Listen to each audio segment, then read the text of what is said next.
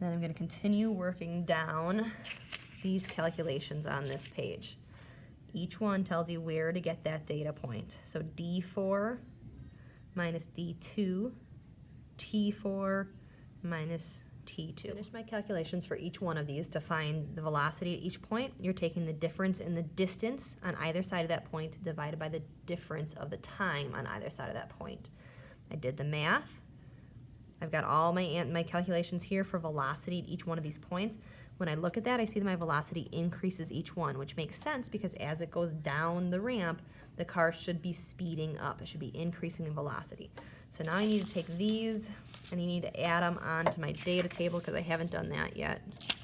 See if I can fit it there. So V3 is right here, so it's 194, V4 is 237, V5 279, and your numbers will likely be different. And then V6 is 321, and we're not calculating V7.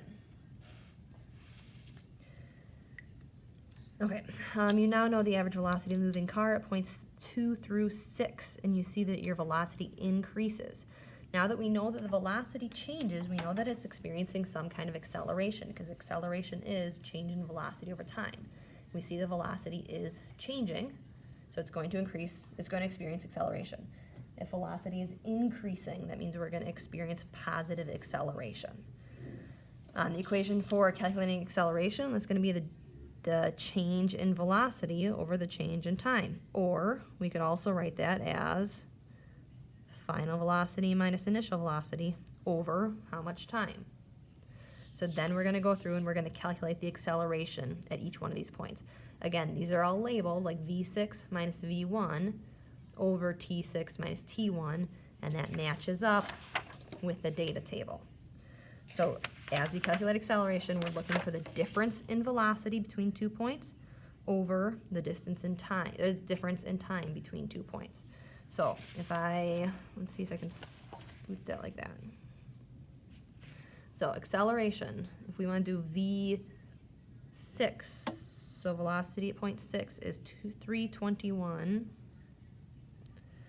minus V1 is 91 over T6 is 0.30 minus T1 is 0.05. I'm going to do the math. It's easier for me to do it in 2 steps because of my calculator. 321 minus 91 is 230 over 0.3 minus 0.05 is going to be 0.25. So do 230 divided by, it was 920. So what are our units here? Our units should be centimeters per second per second. So it increased 920 centimeters per second every second. Okay, second acceleration calculation. V6, which is all the way down here. V6 is 321 minus V2, 147 over T6, 0.3 minus T2 is 0.1. 0.3 minus 0.1 is 0.2. 321 minus 147 is 174. 174 divided by 0.2 is 870 centimeters per second. Finish the rest of those calculations. Finish my calculations for acceleration. So we calculated acceleration at 3 different points. Now, ideally, depending on how nice and neat your data is, these 3 accelerations should come out the same because it's experiencing the same acceleration all the way along. That acceleration is due to gravity, because what's making it go faster? Its gravity is pulling the car down toward the earth and it's making it go faster. So whatever acceleration it's experiencing is constant at any point because of gravity.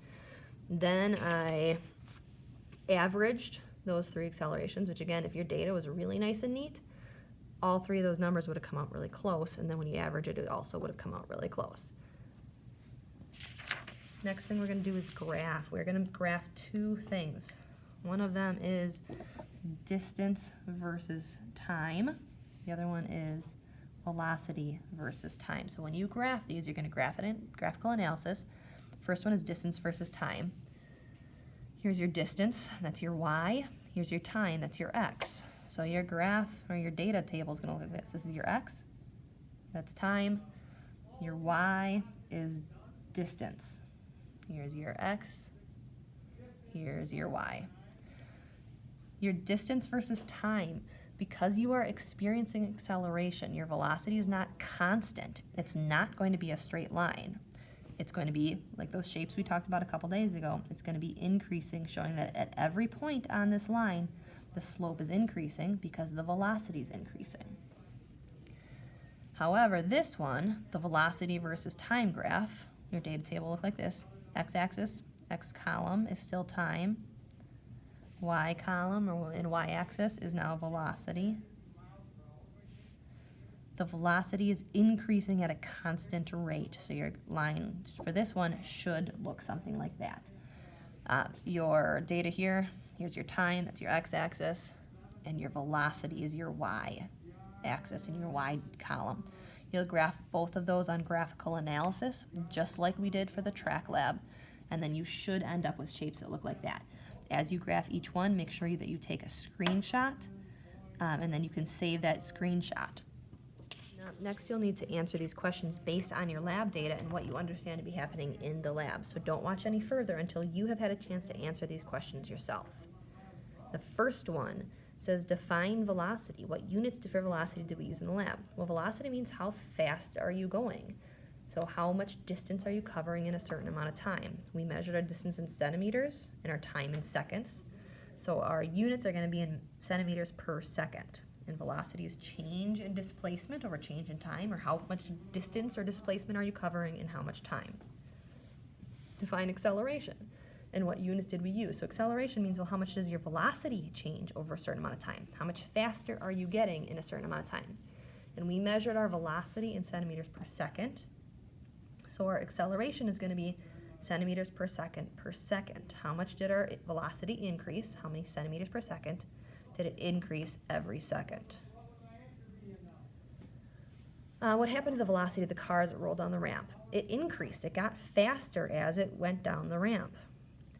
The acceleration was at a constant rate because it got faster at a constant rate. It didn't get faster and then faster, faster, and then faster, faster, faster. It got the same amount of faster every unit of time. What force is it that causes that acceleration? Well, it's going faster because gravity is pulling it down toward the earth. What would have slowed it down? Because it's not just going straight down the ramp as fast as it can go. There's friction of the wheels against that gutter that's causing it to not accelerate as much as it could. If we made the ramp longer, what do you think would happen with velocity and acceleration? We would expect the acceleration would stay constant because the velocity would continue to increase at a constant rate.